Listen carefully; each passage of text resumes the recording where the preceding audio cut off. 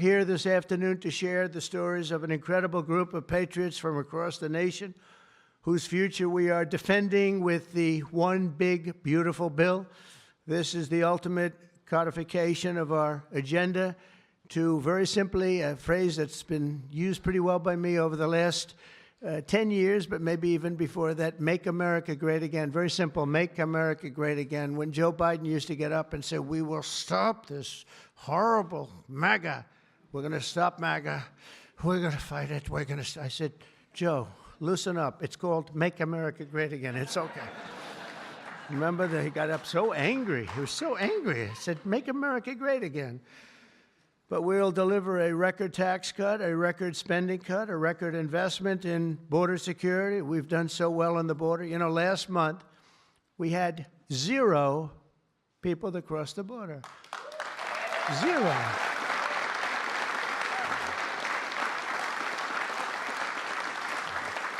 So Christie and Tom Homan and some of the people, what a job you've done. But, you know, people forget about that. They don't care. The border's been fixed. I wanted to talk about the border 2 days ago at a big group. Sir, they don't want to hear about the border. Why? It's fixed. You know, it's the second time it happened to me. In 2016, I won on the border. I fixed it in about 3 months. It was beautiful. And they wouldn't let me talk about the border. Sir, nobody wants to hear about the border. But we're going to talk about it anyway. Right, Tom Homan? We're talking about it anyway.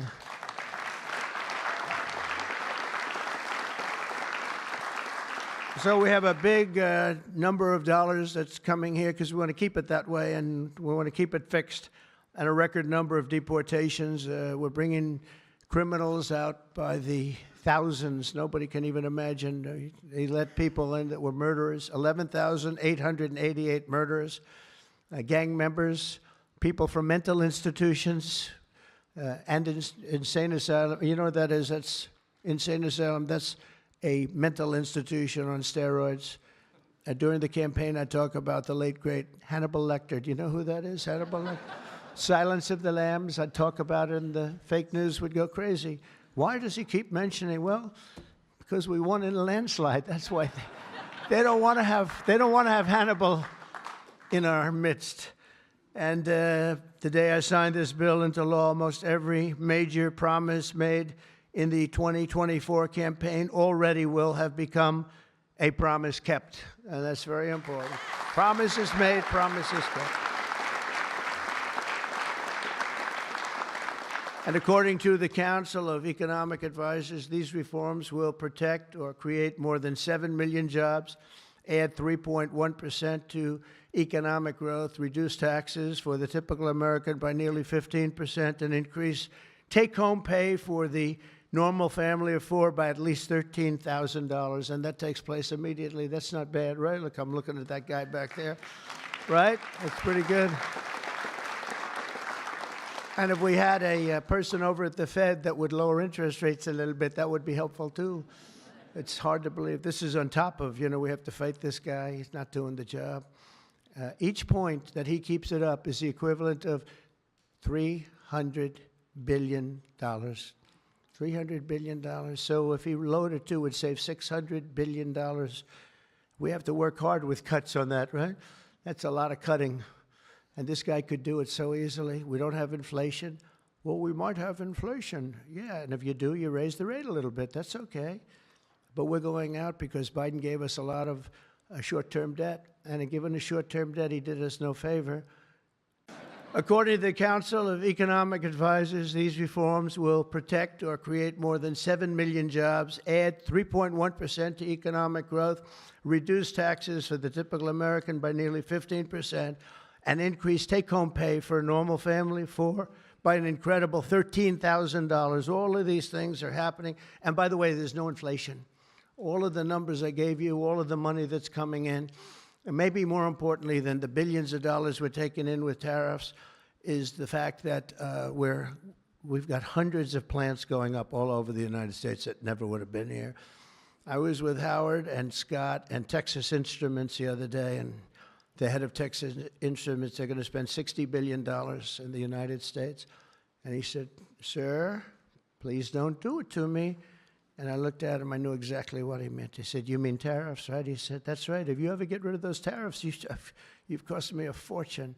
They're all coming in because they don't want to pay the tariffs, and they're coming in at levels, and it only works for the United States because it doesn't work for other countries, but it works for us. We have a record investment, we have records and everything, and when these places open up, that's bigger than the $15 trillion that I'm talking about. You know, you don't see it right away, but bigger is the fact that they're all coming in, they're building their factories, the AI factories and the auto plants. We have auto plants, they're closing up in other countries. I don't want to specifically name the countries, but you know who they are. And they're coming into the U.S. and they're opening up and building like nobody's ever seen anything like it. I don't call it a miracle. I call it, this should have been done 40 years ago. We would have never lost our auto. We lost 50% of our auto industry to China, Mexico, Canada, and various other countries. Should have never happened if you had a president that said, "We're going to charge you tariffs. You're not going to build next to us. Send it in and take away our jobs." If you would have said 25, 50, or 100% tariff, not one company would have left. But they weren't business people. They were politicians, not very good ones, and some good ones, but some really not good at anything, to be honest with you. We're going to stop the largest tax hike, and we're going to do that in history. This would be, if the bill doesn't pass, there'll be a 68% tax increase. Think of that, 68%, which would be the largest in history by about 40 points. And we'll make the Trump tax cuts permanent, expand the child tax credit, and we will deliver no tax on tips, no tax on overtime, and no tax on Social Security for our great seniors.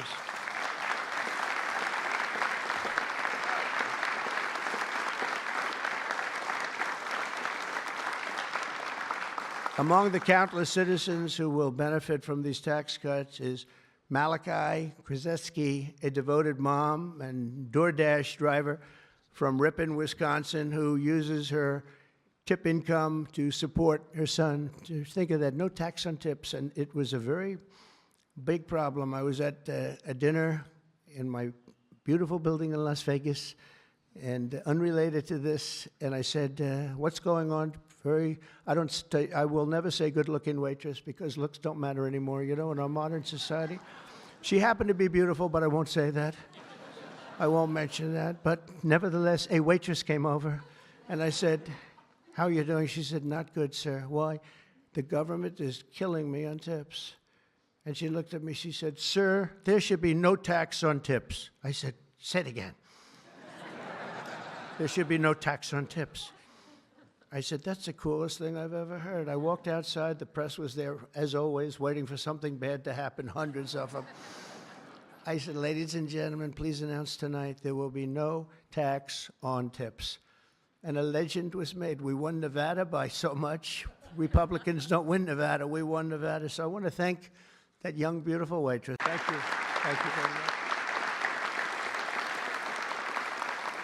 Also with us is James Benson, a third-generation auto worker from Belleville, Michigan, who has spent 26 years at Ford Motor Company, which is doing very well. They have a lot of plants in this country. If you have plants in this country, you're going to make a lot of money. And is a member of a tremendous group of people, auto workers. And I'll tell you, we love these people. Auto workers for Trump, and I came through for them, but they were with me long before I really thought. A lot of people said, "Is he going to run again? Will he run?" They've always been with me, the auto workers. James was a lifelong Democrat until 2017, when he saw the benefits of our tax law, and he also liked Trump. Now, sometimes they can like the law, but if they don't like the candidate, it's not going to matter, right? Is that right, Marco? Marco knows, because he has been one hell of a great Secretary of State, right? Stand up, Marco. Everybody respects Marco, right? True. Everybody respects him. Now we're delivering an even bigger win for the auto workers by making interest on car payments fully tax deductible. You know, that's something only rich people seem to have gotten. I said, you know, and that was my idea. It's pretty simple. But I said, you know, the rich people, they always looking for deductions. We want deductions. Linda, did I say, will you please stand up? Linda McMahon. So great. How much is Harvard going to be charged? How much are you asking for Harvard? Because they really have violated a lot of different caveats, haven't they? A lot, like a lot. They've been given $5 billion over the years. Can you imagine? And that's over a short number of years. That's just the beginning. They have $52 billion sitting in the bank, and they haven't been nice to our country. So I want to thank Linda McMahon, who's been really fantastic. But I said, on interest, I said, why couldn't we, if a car is made in the United States only, because otherwise we don't care if it's made someplace else, give the people that buy the car a deduction on the interest that they're paying to buy the car. And people said, what a great idea. It's so simple. It's like the paperclip. Somebody came up with the idea of a paperclip many years ago, 1817, and he became a very rich person. And everybody looked at it and said, why the hell didn't I think of that?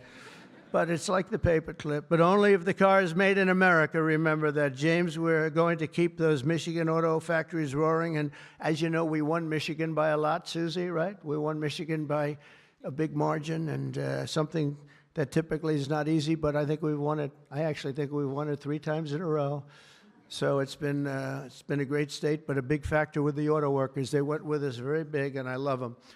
The One Big Beautiful Bill will also be an incredible victory for American farmers, another group that we did great with, especially family farmers like James Cullifer of Virginia Beach. Our bill will provide 100% expensing, so they can buy a new farm equipment. And by the way, the expensing is good for everybody, not just farmers. And it'll virtually eliminate the so-called estate tax or the death tax. So you have a farm, you leave it to your children. If you like the children, you leave it. If you don't worry about the details. No, some people don't want to leave them. They don't like their kids, you know? Anybody in here not liking their children, farmers? But if you like your kids, you want to leave it. And a lot of times what was happening before I got there, because I put this in the first tax bill, as you know. So this bill will also be the single most important piece of border legislation ever to cross the floor of Congress. We will hire 3,000 new Border Patrol officers and 10,000 new ICE agents. And these people are great. I tell you what, I got to know a lot of them. And we have tremendous representation. They've been for me from day one. In fact, I shouldn't say this, but they endorsed me when I first ran, almost at the beginning, and they weren't sure if they were allowed to endorse me, and they said, we don't care, we're endorsing you. But they were great, and they've been my friends ever since. But think of that. So we're going to hire 3,000 new Border Patrol officers, 10,000 new ICE agents. And, you know, these ICE guys, they go into war zones, and they're tough, and they love our country. And if you're not going to be tough, you're not going to do well. But they are tough, and they'll break into a pack, and they call them a pack. Some of these packs come out of the jails of Venezuela. They come from places that you don't want to know about. They're gang members that have been all sent in here through Biden's open door stupid policy. The dumbest policy, I think, well, we have a lot of dumb policies, but the worst, I think, is open borders, where anybody comes into our country totally unvetted, totally unchecked. And they're drug dealers, and they're people that we don't want them. And they're murderers, you know, they're murderers. I told you, over 11,000 murderers, they're in here. 50% of those, by the way, murdered more than one person. And they came in, no check-in, no anything. It's so sad. What that man has done to this country, we should never forget it, okay? We should never, ever forget it. With that whole group of people, I don't even think it was him. He didn't believe in open borders. He didn't believe in men playing in women's sports or transgender for everybody. But what that group of people has done to this country will never, ever, I don't think we can ever allow history to forget it. What they've done to us is so sad. We're going to fully fund the final sections of Border Wall, impose a new remittance tax on money sent back to foreign countries, and dramatically increase deportations to a bare minimum of 1 million illegal aliens per year. And what we're doing is we're really going after the criminal aliens, of which we have plenty to work with. People say, well, that's a lot, isn't it? Well, remember, these countries are very smart. They're headed up by people I know. In almost all cases, they're very smart people, and they're people of great common sense. They're not sending their good people out. They're sending the bad people out, and they put them into caravans. I think I came up with that name, but somebody did. It's a great name, a caravan. Thousands and sometimes as many as 30,000 people walking right into our country. Again, last month we had none. Think of that. It's almost, people say it's almost impossible. But they come in, and at a minimum, they're not people that work very hard. They're people that are on welfare. They don't want them. They give them to us. it's incredible what's happened, and it's so sad to see. It's so sad, could make you just sick to your stomach when you think about it. I was going to say it could make you cry, but I like to pretend I never cry. I don't want to be a crier, but it makes you sick to think of what they did. What they did to us is just sick. I also want to thank the president of the National Border Patrol. His name is Paul Perez. He's been with me from the beginning. And Brandon before him. These are great people. I've gotten very friendly with some of these people from Border Patrol and ICE because I'd call them once every 2 or 3 days. How we doing? How we doing? How we doing? If you remember, Kamala was the border czar. And in 4 years, she never made one call to Paul or Brandon or anybody else. And I'd like to have Paul come up, say a couple of words. If you're here, Paul. Where are you, Paul? Oh, there you are. Go ahead. President Trump made promises that he's kept. Now it's time for Congress to back him up. We need to end the chaotic and recklessness that Biden allowed into this country. The millions of people that are out there, we're going to get with this big, beautiful bill. We've got the funding, we've got the technology, we need everything in that bill to get it done so that no more families are victimized. And those that have victimized families, we can go get them out with ICE. Our officers and agents are not afraid. We're ready to take this fight to them, and we've been so because of President Trump's leadership. Thank you, sir.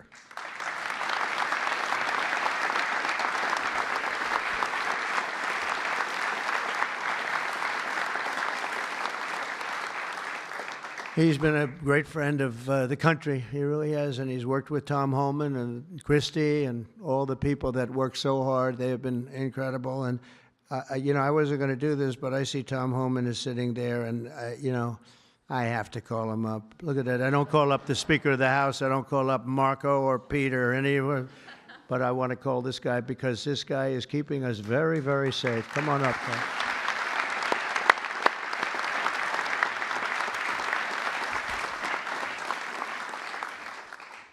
Well, look, I think this issue of the big, beautiful bill should be nonpartisan. I don't know what the hell's the matter with everybody up in Congress? People are dying every day. ICE is arresting 3 times as many criminals that the Biden administration did. We're taking public safety threats and national security threats off the street every single day. But we got over 600,000 illegal aliens with criminal histories walking the streets of this country. We got less than 5,000 deportation officers. This should be a no-brainer. The more resources we get, if we get this bill passed, we got more agents on the road. We buy more beds, we get more transportation flights. More agents means more bad guys arrested, taken off the streets of this country every single day. Every day we arrest a public safety threat or national security threat, this makes this country much safer. Who the hell would be against that? And I get irritated, I get pissed off because I'm sick of meeting angel moms and dads. You want to talk about family separation? They buried their children. So I've done this since 1984. I've worked for 6 different presidents. No one has had the success of the Trump administration. We got the most secure border in the history of this nation today.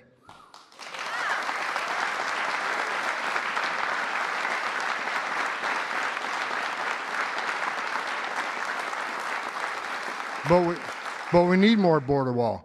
Border walls save lives. Women and children can't get over that wall, which means they go to a place where there's not a wall. And what's waiting on them? The men and women of the Border Patrol who take care of the humanitarian needs and save their lives.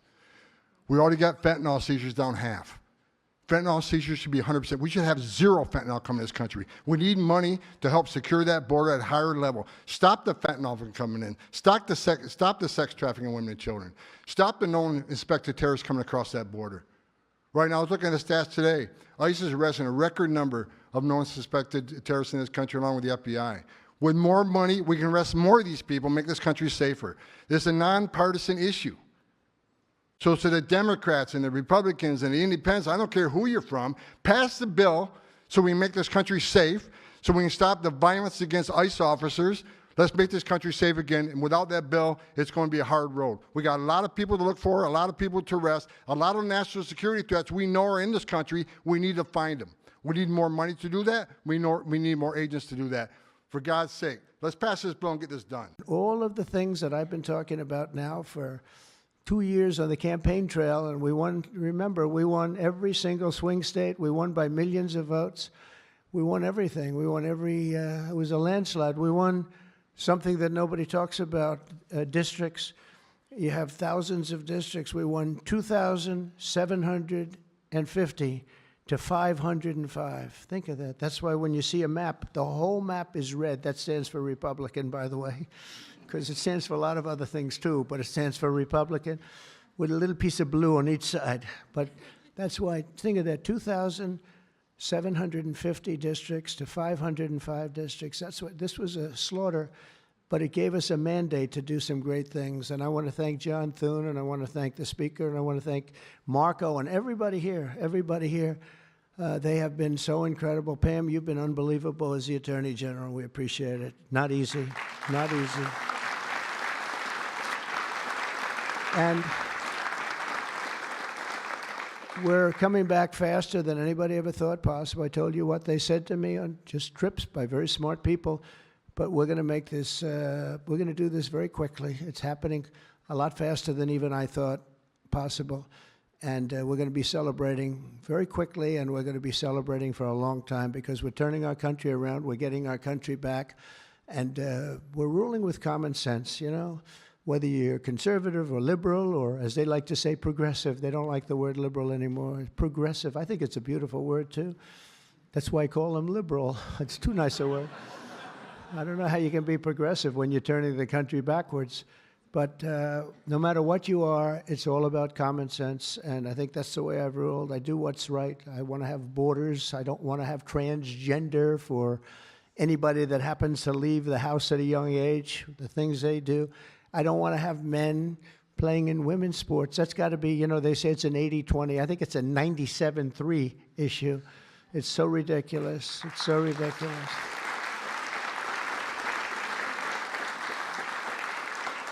There was a long-distance race the other day, or at least reasonably recently, and they had a top man and they had top woman, but it was a woman's race, and the man entered. He happened to be transitioned. Isn't that lovely?